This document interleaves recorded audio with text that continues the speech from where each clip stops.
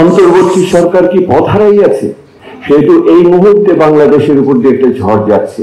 এই ঝড়ের ভিতরে আমাদের সম্পদগুলোকে রক্ষা করতে হবে। সরকার আসে, সরকার যায়, জনগণ থাকবে, দেশ থাকবে, এইটাকে মনে রেখে আমাদের দিনের কাজের জন্য আমরা আগাচ্ছি। এইভাবে আগামী দিনে এই বৈষম্য বিরোধী চেতনাকে বাংলাদেশের রাষ্ট্রযন্ত্র থেকে আরম্ভ করে সমাজ জীবনে, রাজনীতিতে কিভাবে আমরা স্থাপন করব, সেই চেষ্টার অংশ হিসেবে আজকের এই নাগরিক উদ্যোগ। আপনারা হয়তো বলবেন যে বর্তমান সরকার আসার পরে বিভিন্ন ধরনের সংস্কারের তো উদ্যোগ এবং একাধিক না, ডজনের উপরে কমিটি হয়েছে।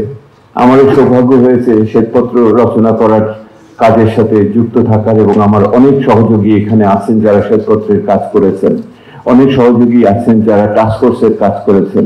মঞ্চে এই মুহূর্তে 3 জন কমিশন প্রধান এখানে অবস্থিত আছে। কিন্তু তারপরেও আমাদের এই নাগরিকদের এই উদ্যোগের প্রয়োজন কেন দেখা দিল?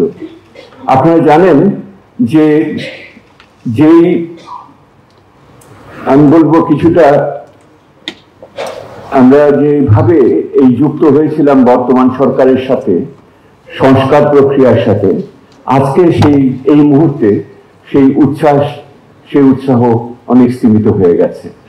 এটি একটি অভিজ্ঞতার ভিতর দিয়ে গেছে।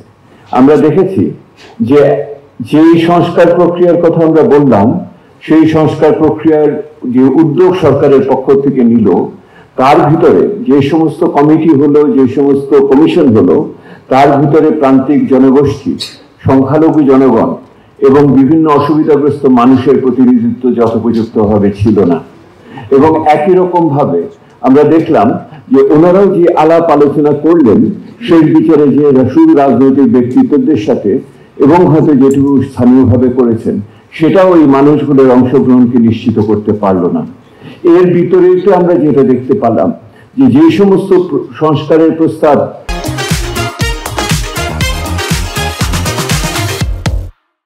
সরকারের তৈরি বিভিন্ন কমিটি এবং কমিশন থেকে এলো, সেগুলো কোথায় মাঝে আর আগাতে পারলো না। এটা কি তাদের আকাঙ্ক্ষার অভাব? এটা কি তাদের যৌথতার অভাব? এটা কি তাদের সক্ষমতার অভাব? নাকি এটার ভিতরে আরো কোনো বড় ধরনের স্বার্থের সংঘাত লুকিয়েছিল? এইটা একটা বড় প্রশ্ন সকলের সামনে এসেছে। এবং এক সময় আমরা দেখলাম যে কোথায় কি বলেছেন সাহিত্যিক, পথিক তুমি কি পথ হারাইয়াছ? মনে হলো এই অন্তর্বর্তী সরকার কি পথ হারাইয়াছে? এই প্রশ্নটি এখন আমাদের মনের ভিতরে বড়ভাবে আসছে, যখন আমরা রাজনীতির ক্ষেত্রে বিভিন্ন ঘটনাবলী দেখছি এবং নির্বাচনের প্রস্তুতিতে বিভিন্ন ধরনের প্রক্রিয়া আমরা এই মুহূর্তে লক্ষ্য করছি। সেহেতু এই মুহূর্তে বাংলাদেশের উপর দিয়ে একটা ঝড় যাচ্ছে। এই ঝড়ের ভিতরে আমাদের সম্পদগুলোকে রক্ষা করতে হবে। সরকার আসে, সরকার যায়, জনগণ থাকবে, দেশ থাকবে, এইটাকে মনে রেখে আমাদের দিনের কাজের জন্য আমরা আগাচ্ছি। এইটি আজকে আপনাদের ডেকে নিয়ে এসে বলতে চাচ্ছিলাম আর কি। আপনাদের সকলের কথা যে শিক্ষাটা বড় আপনাদের কাছে আমি বলতে চাই, এই সময়কালে শিখেছি, সেটা হলো কারিগরি সমাধান সংস্কারের অনেকেই দিতে পারে, কিন্তু এটাকে বাস্তবায়ন করার জন্য যেটা প্রয়োজন করে সেটা শুধু কারিগরি জ্ঞানে মিলিয়ে এটাতে হয় না। এটার জন্য দরকার করে একটা জবাবদিহিতার নাগরিকদের চাহিদা। ওই চাহিদাটা যদি আমরা না দিতে পারি, তাহলে অন্যদের দোষ দিয়ে কিন্তু আমরা পার পাবো না। আমাদের সেই চাহিদা সৃষ্টি করার জন্য নাগরিকের কণ্ঠস্বরের সাথে, রাজনীতির কণ্ঠস্বরের সাথে, সামাজিক আন্দোলনের কণ্ঠস্বরের সাথে আজকে আমরা এখানে মিলিত হয়েছি। আলোচনা চলবে। আপনাদের সকলকে ধন্যবাদ এখানে আসার জন্য। আমার যে সহকর্মীরা আপনাদের এখানে নিয়ে এসেছি, আমি আপনাদের পক্ষ থেকে তাদের প্রতি কৃতজ্ঞতা জানাতে চাই। আমাদের নাগরিক প্ল্যাটফর্মের কোর গ্রুপ, আমাদের নাগরিক সচিবালয় এবং আমার সিপিডির অন্যান্য কর্মকর্তাদের আমি এখানে ধন্যবাদ জানাতে চাই। আমার সাথে আপনারা একটা তালি দিন।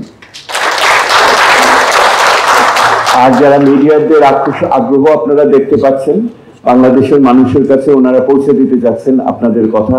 মিডিয়ার ভাই বোনেরা যারা এসছেন তাদের প্রতিও আমি কৃতজ্ঞতা জানাতে চাই।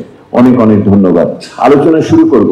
আমি আলোচনা শুরু করতে চাই এমন একটি মানুষকে দিয়ে, যে মানুষটি আমাদের এই উদ্যোগ সম্বন্ধে জানে, আমাদের প্রত্যাশা সম্বন্ধে জানে, কিন্তু একই রকম ভাবে যে বৃহত্তর